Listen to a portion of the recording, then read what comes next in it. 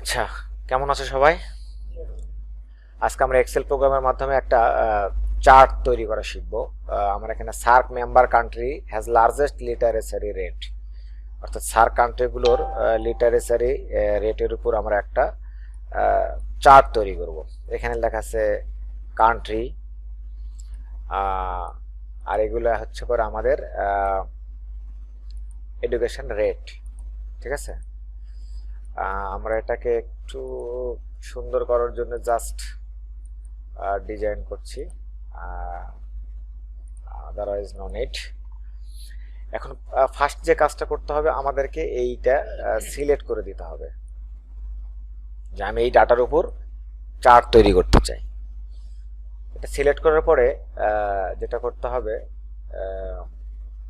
ইনসার্টে click দিতে হবে। ইনসার্টে click দেওয়ার পরে এখানে আমাদের চার্টের অপশন আছে একটা, এইটা গ্রুপ আইকন চার্টের। আমি যদি এই গ্রুপ আইকনে ক্লিক দিই, জাস্ট আমার এখানে চার্টের লিস্ট আসবে, এখানে অল চার্ট। আমি কি ধরনের চার্ট তৈরি করতে চাই, আমরা এখান থেকে চার্টের ক্যাটাগরি থেকে আমরা সিলেক্ট করে দিতে পারি। আমি পাই চার্ট করব না কলাম চার্ট করব, যেটা আমাদের ভালো লাগে। আমি যদি বলি পাই চার্ট করব তাহলে পাই চার্ট। আমি যদি বলি যে হচ্ছে পারে ওই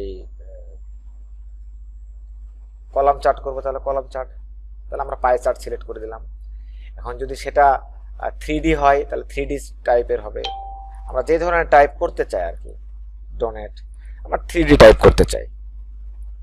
ওকে, দেখো আমাদের এখানে চার্ট হয়ে গেছে। এখানে চার্টের যে লিজেন্ডগুলো আছে, এই লিজেন্ডগুলোতে হচ্ছে পরে আমরা দেখতে পাচ্ছি যে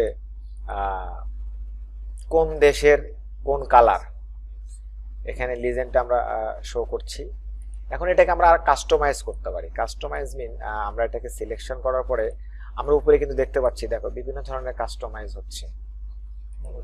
আমরা কি ধরনের করতে চাই এখানে বিষয়, সাপোজ মালদ্বীপ, এই যে পার্সেন্টগুলো এখন শো করছে এখানে, এই পার্সেন্টগুলো এক জায়গায় আমাদের ভ্যালু না, ভ্যালু এগুলো।